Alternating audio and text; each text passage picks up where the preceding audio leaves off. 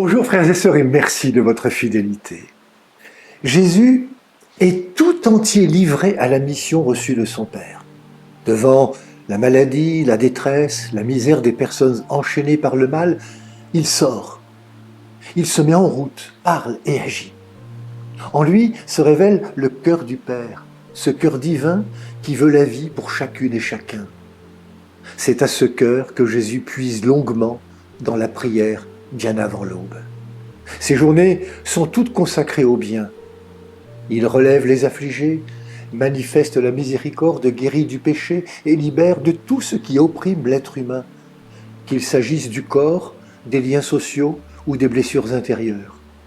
Ainsi, il trace des chemins nouveaux qui conduisent à Pâques, à la vie véritable.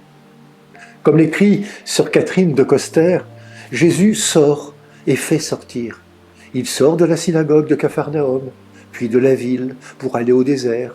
Il fait sortir la fièvre de la belle-mère de Simon.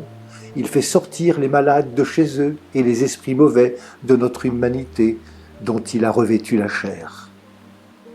La sortie de la synagogue est déjà un témoignage.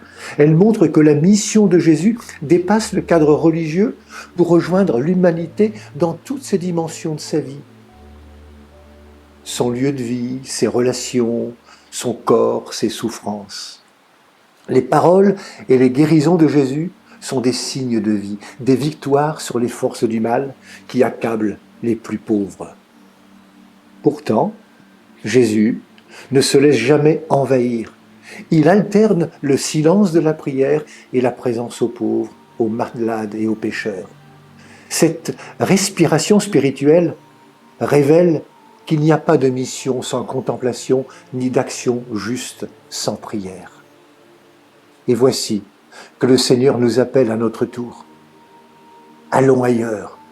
Allons vers celles et ceux qui ne me connaissent pas. Allons, moi avec vous et vous avec moi, pour que l'amour dont mon Père m'a aimé soit connu jusqu'aux extrémités de la terre.